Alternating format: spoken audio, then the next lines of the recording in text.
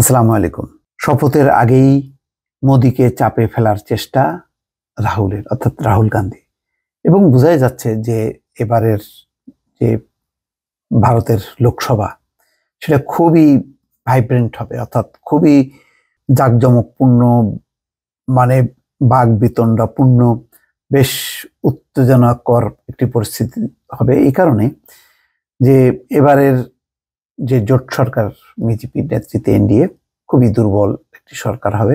প্রধান যে দল নরেন্দ্র মোদীর বিজেপি, তাকে নির্ভর করতে হচ্ছে শরিকদের উপর, অর্থাৎ অর্থাৎ শরিকদের সমর্থন ছাড়া কোনোভাবেই সরকার পরিচালনা করা যাবে না, এবং স্পিকারের পদও আবার শরিকরা চাচ্ছে। সব মিলিয়ে সংসদে এইরকম দুর্বল একটি অবস্থার বিপরীতে রাহুল গান্ধীর নেতৃত্বে হয়তো একটা শক্তিশালী বিরোধী দল আবির্ভূত হবে, অথবা অন্য কেউ যেই হোক না কেন, তারা যে যথেষ্ট পরিমাণ চাপ তৈরি করবে এবং সেটি সামলানো কঠিন হবে, এটা একটি আগাম বার্তা কিন্তু দিয়েছে।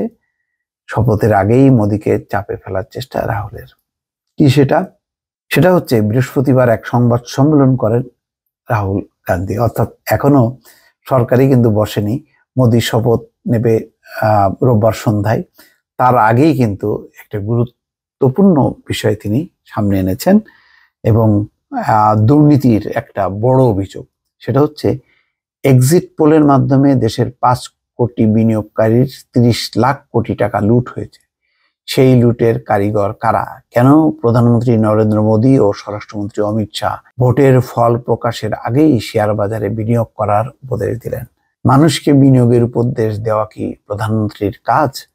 30 লাখ কোটি টাকার শেয়ার বাজার কেলেঙ্কারির জন্য যৌথ সংসদীয় কমিটির মাধ্যমে তদন্ত দাবি করেন কংগ্রেস নেতা। এই কেলেঙ্কারিতে কারা লাভবান হয়েছে এবং কিভাবে হয়েছে তা খুঁজে বের করার তাগিদ দেন তিনি।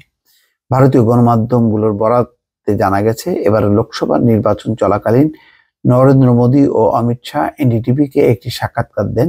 সাক্ষাৎকারে অমিত শাহ বলেন, 4 জুনের আগে শেয়ার কিনে নেবেন, ওটা শুট আপ করবে। অন্যদিকে একই সংবাদ মাধ্যমে মোদী দাবি করেন, 4 জুন ভোটের ফল প্রকাশের পর শেয়ার বাজার চাঙ্গা হয়ে যাবে। প্রধানমন্ত্রী নরেন্দ্র মোদী ও অমিত শাহের এমন মন্তব্যকে লক্ষ্যবস্তু করেন রাহুল গান্ধী। অভিযোগ করেন, এর মধ্য দিয়ে বিজেপির শীর্ষ 2 নেতা দেশের 5 কোটি বিনিয়োগকারীকে উস্কে দিয়েছেন।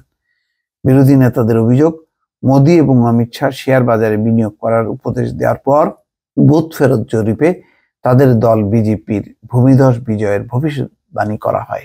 এর ফলে রাতারাতি বিনিয়োগ, ভারতীয়দের বিপুল অর্থ বিদেশি কয়েকটা সংস্থা ট্রেডিং করে লুটে নেয় বলে দাবি করা হচ্ছে। বিরোধীদের তথ্য অনুযায়ী এভাবে প্রায় 30 লাখ কোটি টাকার ক্ষতি হয়েছে।